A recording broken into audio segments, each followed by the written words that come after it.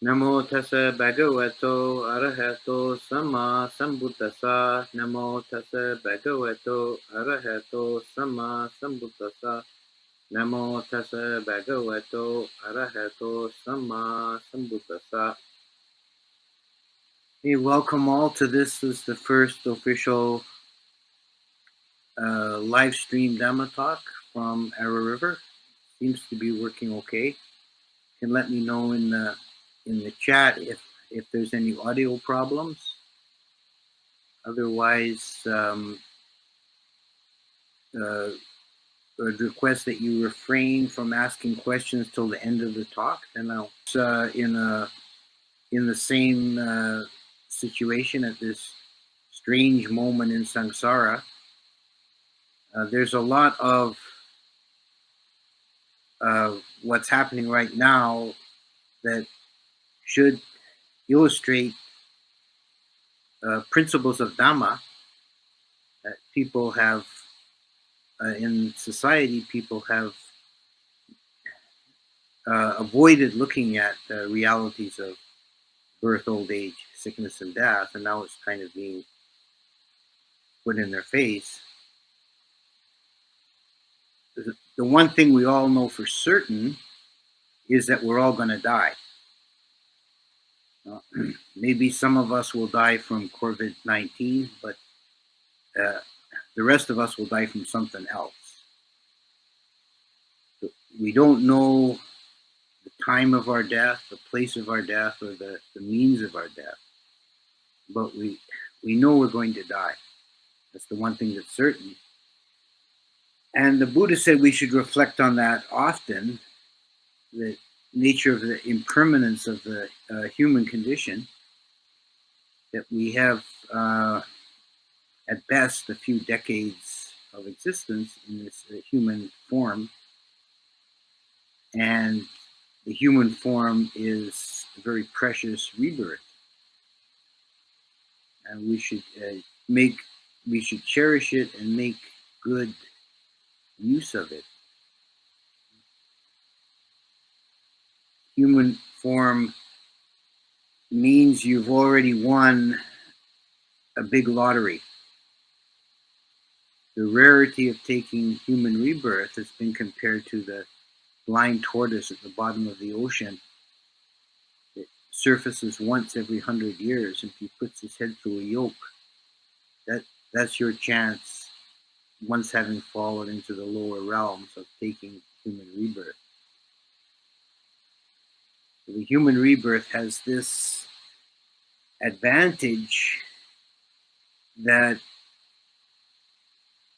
there is a mixture of pleasure and pain.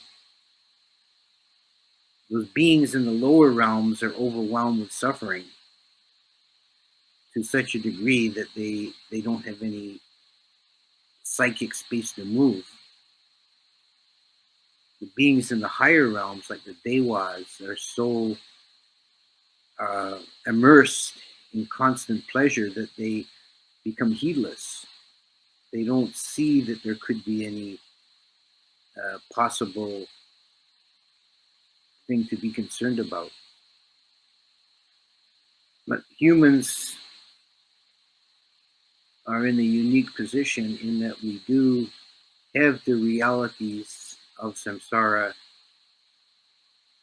presented to us very clearly. We can't escape them.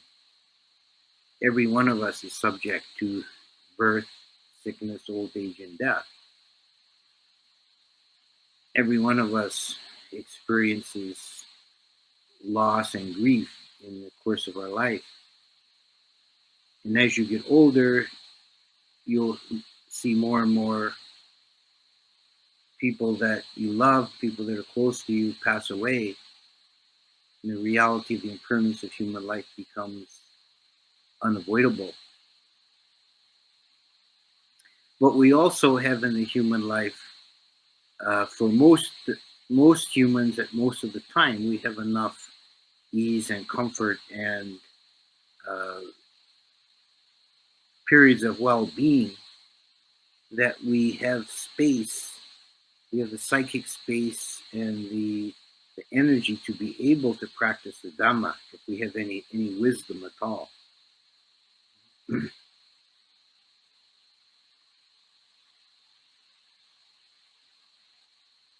And it behooves us to look at the reality of human condition, of the existential dilemma of being caught between birth and death, and to see it clearly for what it is, and to seek the remedy for it, which is the Dhamma. The Buddha, in the classical story of the early life of the Buddha, before he became the Buddha, when he was the prince, the Bodhisattva, it said that he encountered, when he was enjoying himself on a chariot ride, he encountered, and on different occasions, a sick man, an old man, a dead man, and then a samana, a robed ascetic. And they did not allow him to become heedless. And Siddhartha Gautama was a very unusual, unique individual. He was the Bodhisattva. He'd already been through hundreds of lifetimes. Again and again in his mind, how is it that human beings are subject to this, and how can we transcend that condition? And that became the quest that he set forth on. And this is what the Zen people call the great matter, or the great question, the question of birth and death. We're all of us subject to birth, and we're all of us subject to death. And the Buddha sought a way out of that, a way to transcend that, in the realization of nibbana, the unconditioned.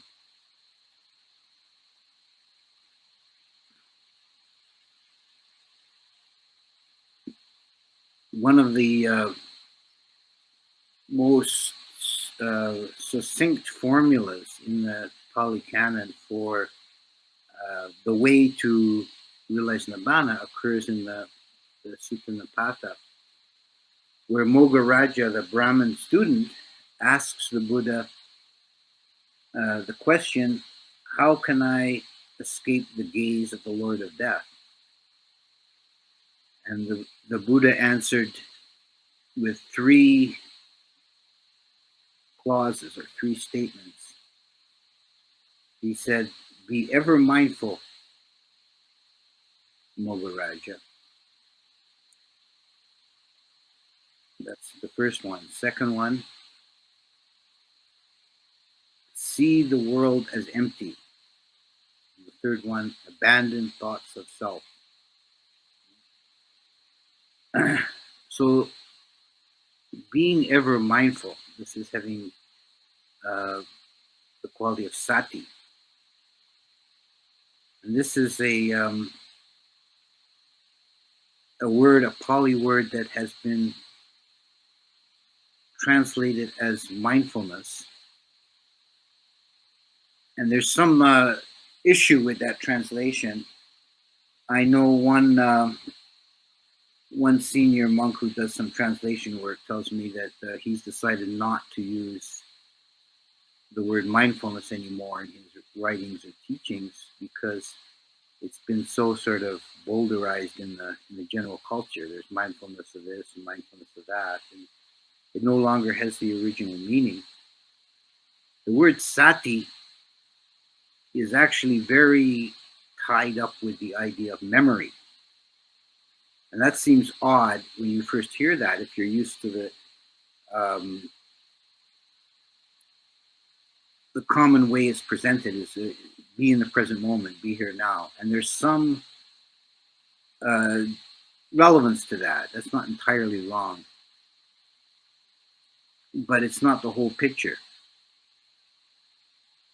Sati is the Pali equivalent of the Sanskrit word smriti, which directly means memory. And in the Pali texts, when someone is being praised for being very mindful or having good sati, the phrase is often given, he is mindful, or he has sati. He easily remembers that which was said and done long ago. Some of the older translations for sati use the word recollectedness. It's kind of an awkward tongue twister of a word, but it's probably closer to the literal meaning of the word. Sati is, I like to say, is remembering to be present. Remembering the present moment, having it in mind in such a way. Now, this is another way of explaining this, from Abhidhamma. There's a one of the moments in the cognitive series in Abhidhamma is Tadaramana, which is usually translated as registration. It's when you've taken an object with the mind and you've gone through the whole series, the cognitive series, then towards the end, there's this moment that's called Tadaramana, registration, which means you've really seen it and now you put it away. It's registered. Kind of person who's always hunting around, where did I put my car keys, or where did I put my pen? That's that reason for that is because when you put it down, you weren't being mindful. You didn't have enough sati present in the mind to take the cognitive process all the way to tadaramana. If you put your keys down mindfully, you don't have to make an effort to try and remember where you put them. You've registered it. You don't have to think about it. It's just there. And when the time comes that you're looking for your keys, oh, there they are. Yeah, I put them there. There's no problem. So when you're mindful, that means you're real. You can see this in meditation. If your mind wanders away in meditation and you're daydreaming or you're lost in some fantasy or some recollection, and then it comes back to your object, there's a very clear moment of waking up. Oh yeah, I'm supposed to be watching my breath. And that's recollectedness. You're recollecting what you're supposed to be doing. So it's sati. And it's a very clear, sharp moment. Something a lot of teachers emphasize is the importance of that moment. At that moment, not to be chastising yourself because you wandered off, but to be joyful that you've come back. You're here, oh yeah, okay. Now you're awake and you know what you're doing. So sati, recollectedness, is something that is the first principle that the Buddha gave to Mogaraja, be ever mindful, to be present. Be present with reality at this moment, at every moment. And see the world as empty and abandon thoughts of self. These are two expressions regarding the principle of sunyata, or emptiness, voidness, which is a really core basic teaching of Buddhism. It's the teaching unique to the Buddhas. It's really the most unique. You'd almost use it as a diagnostic for examining Indian schools of thought and philosophies. If they have the principle of sunyata, of emptiness, then they're Buddhist. If they don't, they're something else.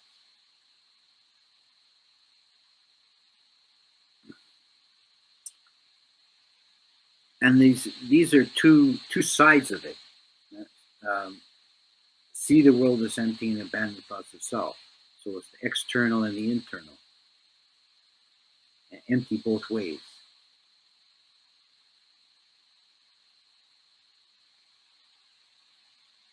Seeing the world as empty means perceiving this characteristic of sunya, of emptiness, in all phenomena. That this is a very elusive philosophical concept when you first approach it. It means that nothing that exists has an inherent self-substance. Nothing has an essence. A phrase from Tibetan Buddhism that I'm quite enamored of, expressing this, is nothing exists from its own side. Nothing exists from its own side.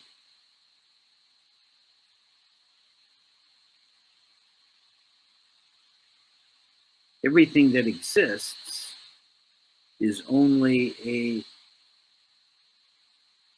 reflection, a momentary intersection of this is emptiness related to the concept of conditionality, conditioned arising. When everything is truly conditioned, absolutely a result of other phenomena, it has no independent existence, and it's essentially empty.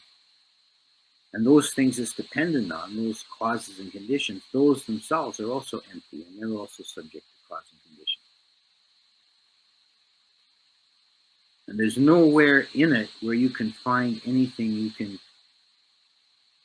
pin down and say, this is something substantial, this is lasting, this is real, it has an inherent independent reality.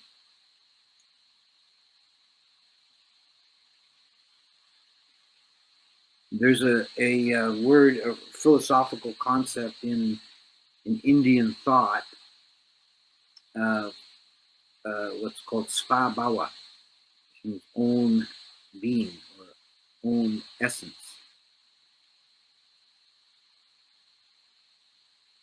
And it's very parallel to an idea from Greek philosophy, from Aristotle, that things have a reality on two levels. They have an essence and qualities. So you have an essence of something, and then it will be colored or flavored by various qualities, such as being large or being small or being red or being blue, whatever. These are qualities, but there's something underlying it that's a real essence. Whereas a Buddhist philosophy did away with svabhava altogether. There's only a play of these different qualities with no underlying substance that they adhere to. The svabhava itself is non-existent. If you think about it enough, you'll see that the idea of an essence in the Aristotelian sense, or a svabhava in the Indian sense, pretty much the same thing, is really an unnecessary concept. You can't, even if it existed, you could never get at it. All you ever deal with are the qualities, characteristics that are always in flux, always changing, and only exist according to causes and conditions. And that's really all there is, the flux of causes and conditions. There's no inherent substance in anything.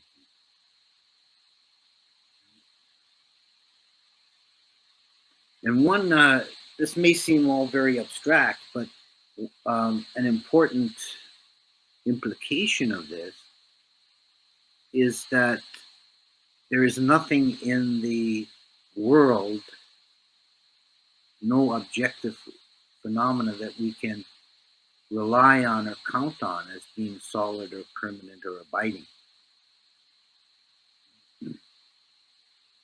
That everything is constantly falling away, disintegrating, in flux, and new things are springing into existence and replacing them.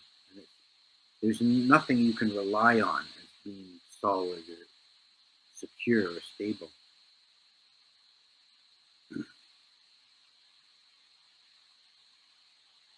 And understanding that truth is something that can serve us in good stead in times of uncertainty. The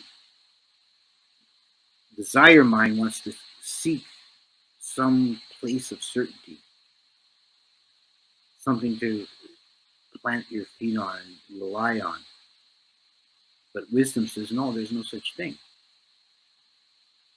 The trick is to become at ease with insecurity.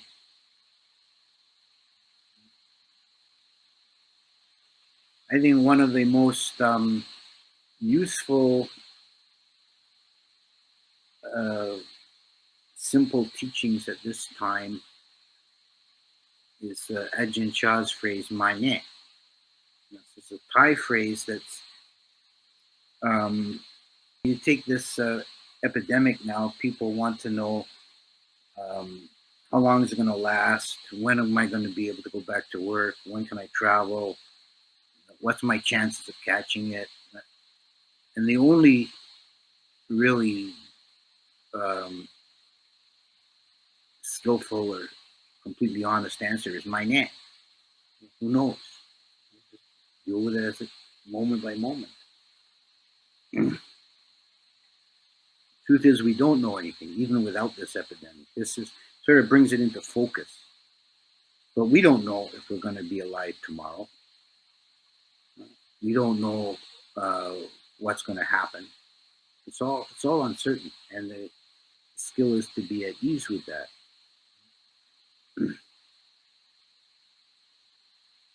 So that's a bit of a roundabout digression from where I started with the point about the world being empty. But it's not separate from that. It's seeing uncertainty, seeing conditionality, seeing impermanence are all ways of approaching the most fundamental teaching of emptiness. Then the third clause in the Buddhist statement was, to Mogaraja, was abandon thoughts of self. And this is the anatta teaching, which is the personal, internal, or subjective aspect of the general principle of emptiness. Everything is, as we said, is void. Everything is conditioned. Nothing has its own existence, independent existence. Nothing has a svabhava, an own essence. Nothing exists from its own side. This also applies to what you think of as yourself, as me and mine. That's just a concept. It's not a fundamental existential or ontological reality. It's just a convenient shorthand without any basis. Seeing things as empty includes seeing yourself as empty. And this is very liberating. This is the magic bullet, or the key to unlock many, many aspects, and eventually to free oneself, is to seeing the emptiness of self. When it's seen there is no self, then there's no fear, there's no anxiety, there's no point of conflict. There's no me, no mine. What is there to fear? What is there to lose? It's just this present moment. It's just phenomena. This conditionality.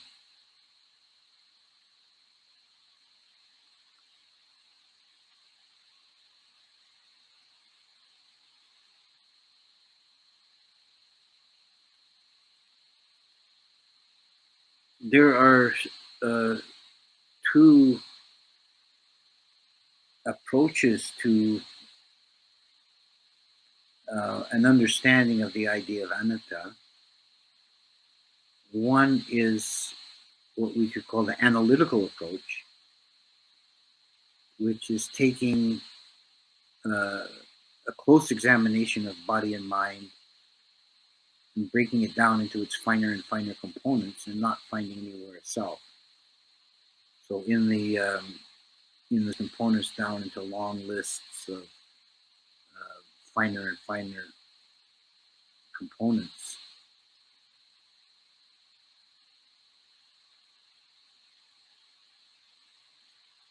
In nowhere in this analysis do you find a actual self. A very classic metaphorical illustration of this is in the questions of King Melinda and the simile of Melinda's chariot.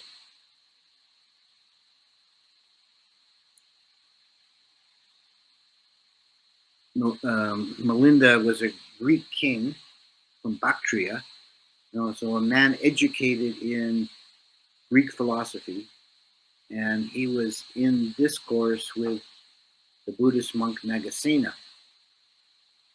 A very interesting text of Questions of King Melinda because it's a very early interaction between West and East.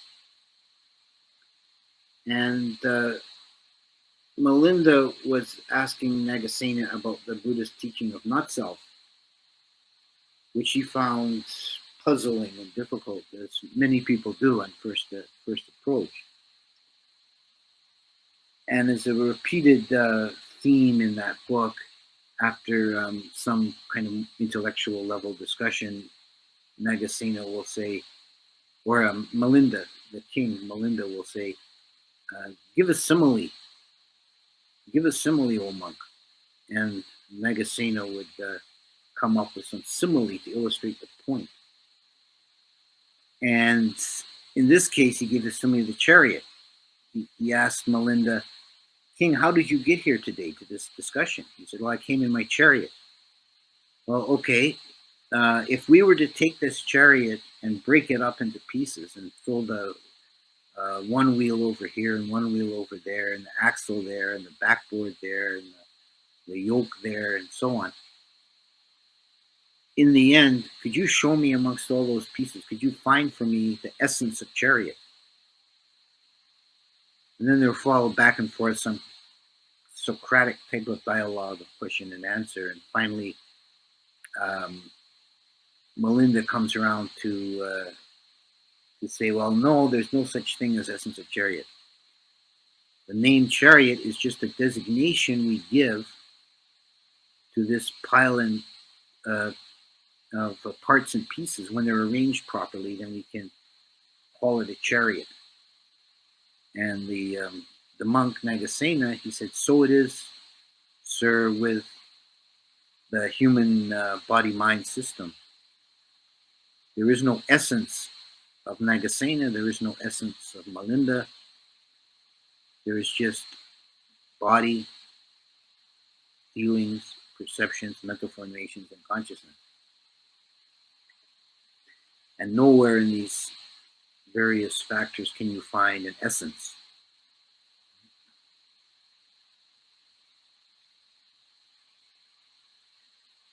You could update this analogy to what I call Melinda's Chevrolet, and to illustrate the point that the idea of a self is actually a useless, redundant, and mentally lazy, philosophically lazy idea. It doesn't really explain anything. It's not necessary. Let's say in this analogy, let's say there's a fellow named Nagasena who's just, there's a fellow named Melinda who's just bought himself a new car. And he's so happy and proud of it. But he doesn't know he's a bit of a dunderhead. He doesn't know the first thing about how cars work. And his friend Nagasena is a Class A mechanic, and he's showing him this new car. And Melinda says, it runs really good, it works really great. And I figured out how there's a green goblin that lives under the hood that makes everything go. And Melinda just laughs at that. That's stupid. How can you say there's a green goblin under the hood? Well, what makes the wheels turn around? Well, that's the crankshaft turning that through the transmission. It turns the axle, turns the wheels. Okay, well, the green goblin turned the crankshaft around. No. That's the pistons are driving up and down, and the rods are driving the crankshaft. Well, must be the green goblin that makes the rods go up and down inside the piston. No. That's the spark plug is exploding the gas. And you can go right back to the whole working of the car, the carburetor and distributor. Melinda can keep falling back on, well, it has to be the green goblin does this. He has to make the spark. It has to run the distributor cap. No. So in the end, the green goblin then has to be abandoned because it's useless. It doesn't actually explain anything. It's only a convenient explanatory fable when you don't really know how things work. So if we're going to be Class A mechanics of our own organism, and we practice Vipassana meditation, we look inside the workings of the body-mind system and examine it, we can see how everything works without any need for inserting a self. The idea that there's a self doing anything becomes redundant. There's only objects and consciousness knowing objects, and they're empty both sides. There's the object and the knowing of the object, and no third besides. And there doesn't need to be any third. It doesn't do anything. You don't see any. There doesn't seem to be any point of it. So if you understand that, then you're approaching emptiness.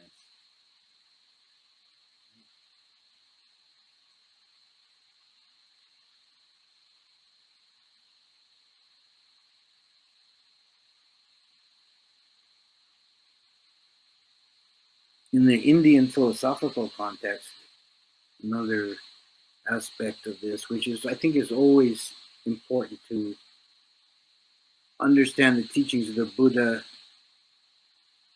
in the context of his own time, and not to fall into the temptation of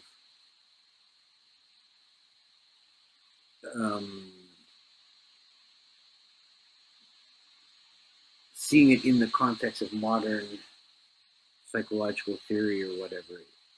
He was living and teaching in a specific milieu that was very philosophically mature and profound. And the prevailing thought in India at the time was that there was, in the human being, there was something called Atman. That's a Sanskrit word. The Pali would be Atta, which is the self or the soul, or is an abiding, unchanging principle.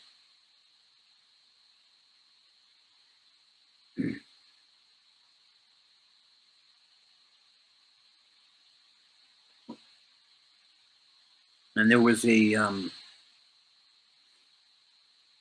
philosophical advance on this in the Upanishads, which was probably the most profound teachings before the Buddha, where the idea of an individual Atman was replaced with the idea that Atman is Brahma. which means that there's one universal consciousness, and what's experienced as individual consciousnesses, individual beings, are just that one mind, that one universal consciousness, as it were, looking out different windows. And that was a major philosophical advance from the way people thought previously. But the Buddha transcended that. He took the Upanishads took it from many to one, and the Buddha took it from 1 to 0.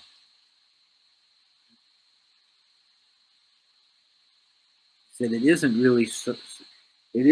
really completely accurate. There's some truth to it, but it isn't completely accurate to talk in terms of one mind. It's more accurate to talk in terms of no mind or empty mind. It's voidness.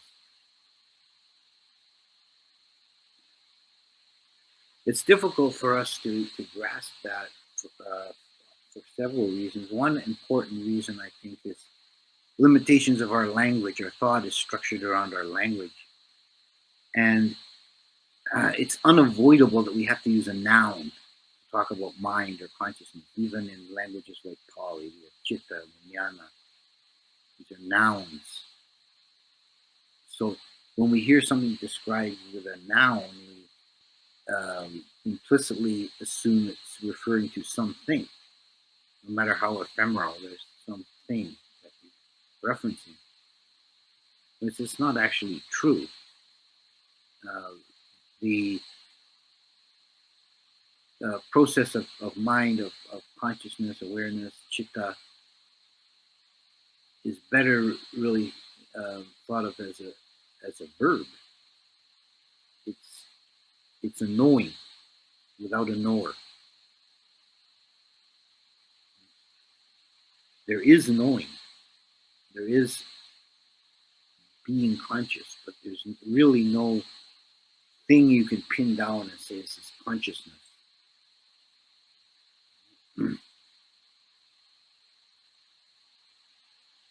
And the objects too, the world, local or the Dhammas, they're also empty. They're without self-substance. So it's empty both ways.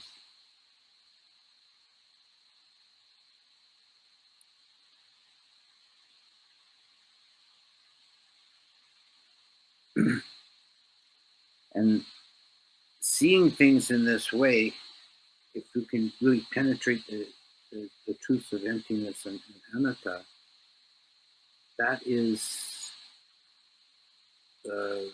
tremendously liberating. It's really freeing the mind from the limitations, this little box of me and mine, opening things wide up, and anything is possible, up to and including the realization of the unconditioned, which is transcending birth and death. Unborn, that which is unchanging, that which is undying, because if there were not, then there would be no escape from the born, the changing, the dying, the udana.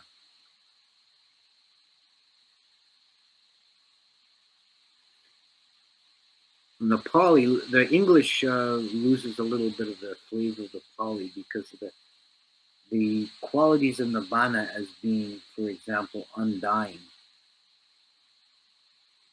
is amata, is not at all the same thing as saying everlasting or immortal. Because then that would be something persisting, carrying forward in time, would be a something. It's saying because something is not born, it doesn't die, it's outside of that rubric altogether. These concepts just don't apply. They apply to the conditioned. They do not apply to the unconditioned.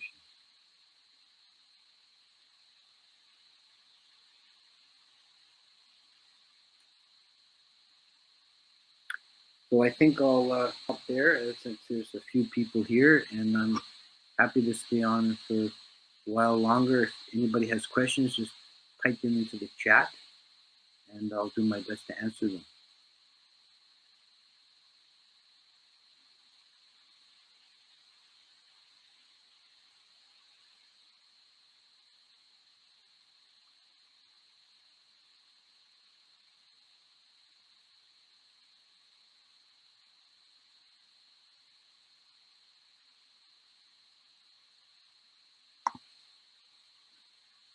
Oh, okay. Sorry, I just getting used to this software. This is pretty new to me. I just turned the chat window on. I didn't see it before.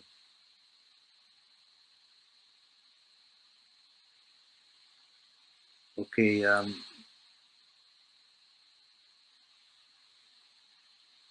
one question here is of a practical nature. I'm thinking of ordaining, but I have a lot of credit card debt. Can someone ordain with debt, or is an absolute requirement to pay it off before ordaining? Um, yeah, that's unfortunate. It is, Vinaya, that you have to be clear of debt to ordain. But that would also include if you can be legally clear of your debt by declaring bankruptcy. That would also be acceptable.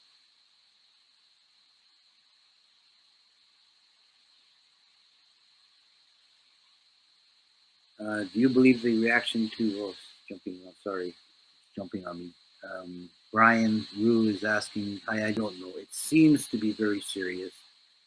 Um, it doesn't look to be as serious as, say, the Spanish flu of 1918, but it looks serious enough to be concerned.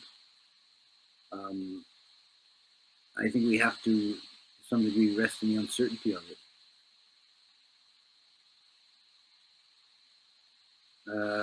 Antias, could you describe some way to establish and maintain equanimity through this? Um, yeah, I think that's a very important quality that we need is to maintain equanimity, upeka. And I think a good part of that is, and I touched on this earlier in my talk, is fully accepting uncertainty that we don't know. Uh, you use common sense and wisdom to protect yourself as best you can, but you remain uh, try to remain comfortable with, first of all, the idea that you are going to die. That's something, if you haven't worked with Marnasat, if you haven't come to terms with the fact that you're going to die, I think then when something like this comes along, you're going to freak out a lot more than someone who's come to terms with their own mortality beforehand. And this may be a, a positive silver lining to the whole thing. If more people are brought to accept their mortality, to see, yeah, it is all impermanent. I'm not going to be able to maintain this state of existence forever. So if you're already comfortable with the fact of your death, you're going to have more equanimity to start with, and to also to be comfortable with the idea of uncertainty, of not knowing. You don't know uh, how long it's going to last. You don't know um, if all the numbers we're getting from different countries are true or accurate. There's a lot we don't know, and instead of craving certainty, just learn to be comfortable with uncertainty. Things are as they are.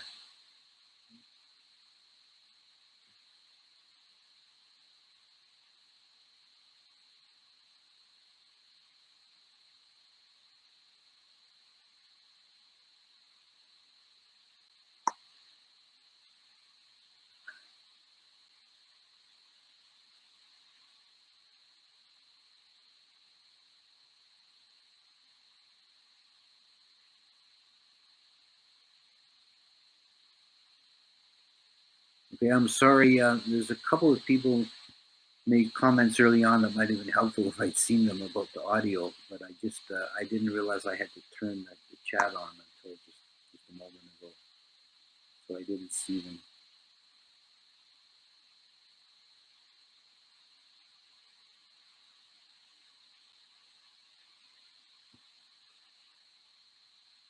Okay, here's another question. There's an object and the knowing of the object. There's no mind. There's a knowing. Does this mean the object and the knowing of it are the same thing? The object knowing itself? Yeah, that's a kind of a deep question. I don't think there's a one simple easy answer to that. The way I tend to think of it is that the subject object separation or duality is the fundamental duality, and it's the last to go. And really, it's only in the state of nibbana or the unconditioned that it's completely absent, that it makes no sense whatsoever to speak of a difference between subject and object.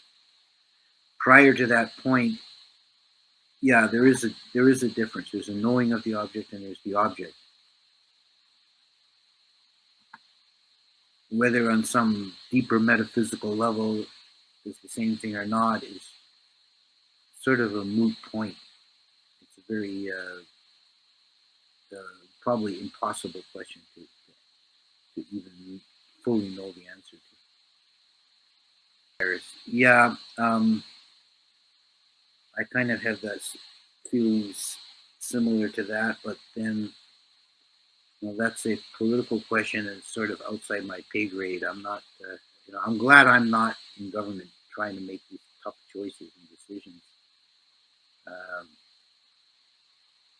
And this is then when this virus passes away, that's going to be the next thing we're all going to have to deal with is probably an economic depression. If this lasts long enough. But then that's more minor. That's something else you have to deal with. Would it be right to say that we operate only with the conditioned?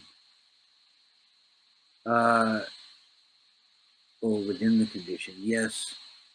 Yeah, that's true because it's only acting within the condition is all action, all thought, all speech. In the unconditioned, there's no conditionality, so there's no action, speech, or thought. So it's completely outside of that domain. So everything we do and touch and think and feel and operate in our life is within that condition.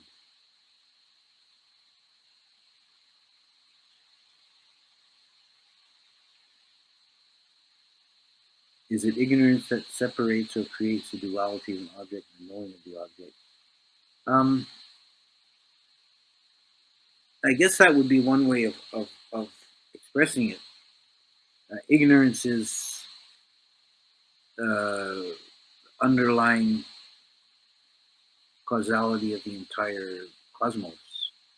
In one way of saying it, the whole universe is a mistake because we're ignorant. It's manifestation of any.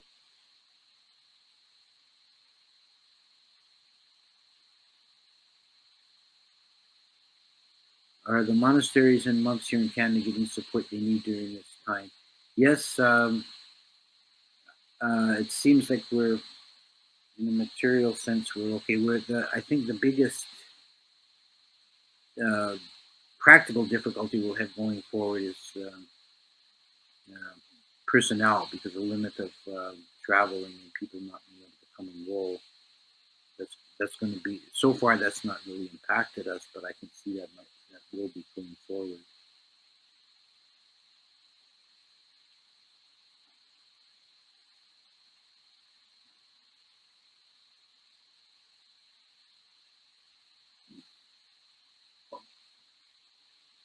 Yeah. Yeah, this is brand new for me. I've not done this video format before.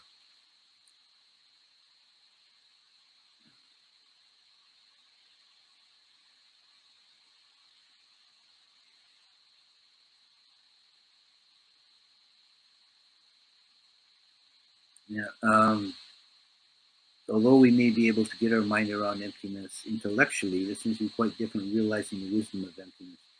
Yes, that's true. That is exactly right. Um,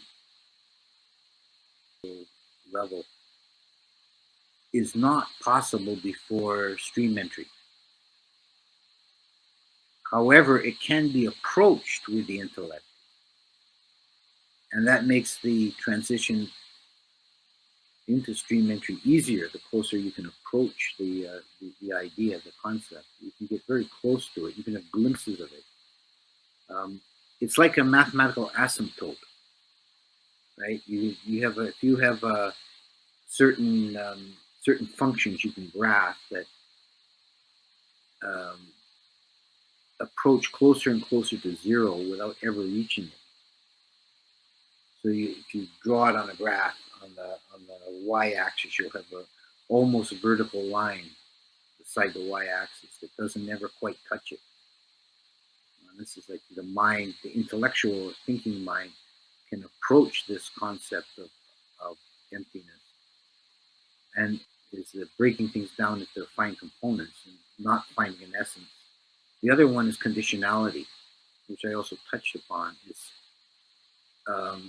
looking and contemplating, thinking, and understanding about the dependent nature of things, the dependent origination, conditionality, and seeing how nothing exists as a self entity. Right? So one approach is going finer grain into reality, and the other one is seeing things in a relational aspect and sort of expanding the vision outwards and not finding any point that you can take as being independent, independently existing.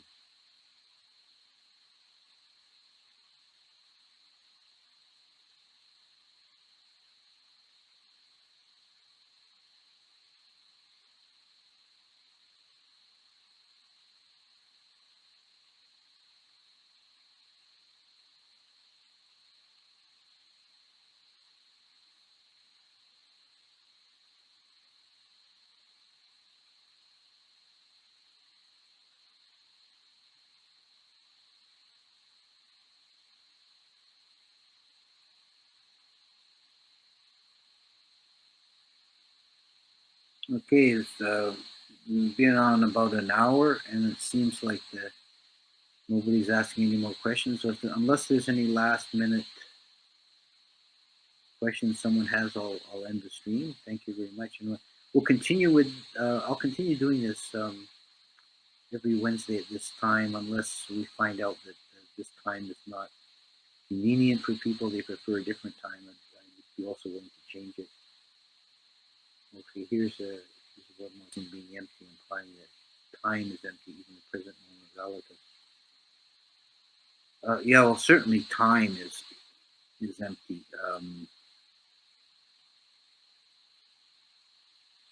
Time is sort of a different ways of approaching that.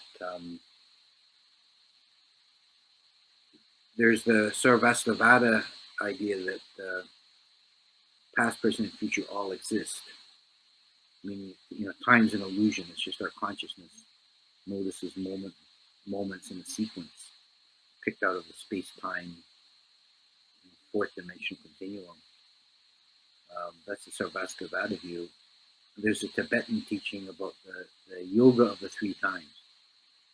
The past is unreal because it has ceased to exist. The future is unreal because it is not manifest. And the present is unreal because it cannot be fixed. Meaning there's no present moment as an infinitesimal, like a mathematical infinitesimal, this moment ends up being empty because you can't put your mind on it. It's already in the past by the time you're aware of it. So then it's all empty in that way.